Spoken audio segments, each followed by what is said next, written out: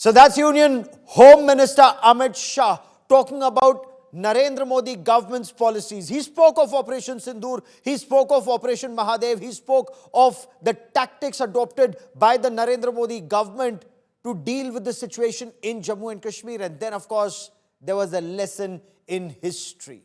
The BJP has not spared a single opportunity to recount the mistakes that were made in the past. From 47-48, from the problem of Pakistan-occupied Jammu and Kashmir to China and Pakistan operating together, to ceding 38,000 square kilometers of Aksai Chin to China ahead of the 1962 India-China war and subsequently.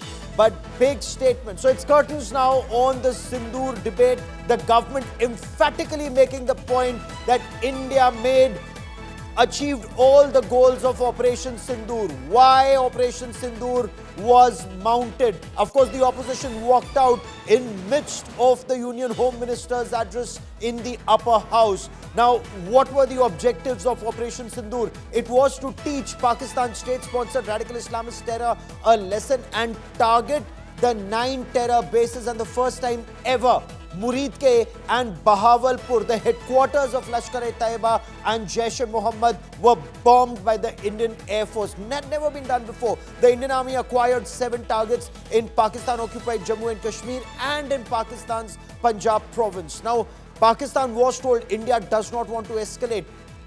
When Pakistan tried to target Indian military and civilian installations, that's the time that India took out Pakistan's radar stations, and very critical radar stations. The entire chronology, the entire history of Operation Sindoor and Operation Mahadev were given out by the Union Home Minister in his address in both houses of Parliament. So you had the Union Home Minister, the Defence Minister, Prime Minister Narendra Modi spoke in Lok Sabha, and now the government's made its point clear.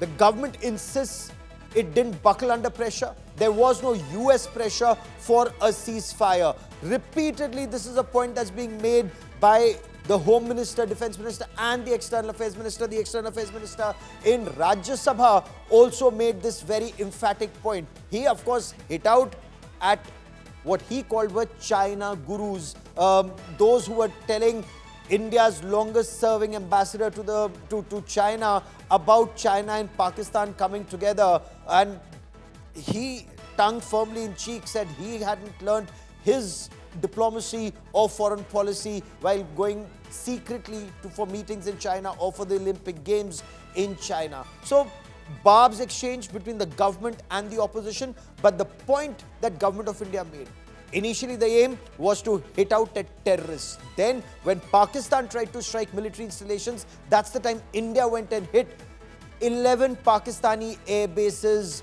from Skardu in Pakistan-occupied Jammu and Kashmir through Noor Khan, Sargodha, Chaklala, Mushaf, Rafiki, Jacobabad, Bolari, and the radar stations including Malir Camp in Karachi, Chunian, Pasroor, Sukkur, all of them were targeted. Of course, Pakistan claims 18 Pakistani air bases and radar stations were targeted. India insists there were only 11 plus that were targeted. And this was the reason why Pakistan DGMO approached the Indian DGMO seeking ceasefire. Yes, there were calls, and Prime Minister Narendra Modi emphatically gave details. US Vice President J.D. Vance called the Prime Minister, called at least thrice or 4 times. The Prime Minister had to return his call because the Prime Minister was with the security forces. But when he returned his call, the Vice President cautioned India that Pakistan was about to mount a massive operation against India on the night of the 9th of May. And Prime Minister said, "Hum unki har goli ka jawab gole se denge." And that's exactly what India did. That was the reason government insists that Pakistan literally begged for peace.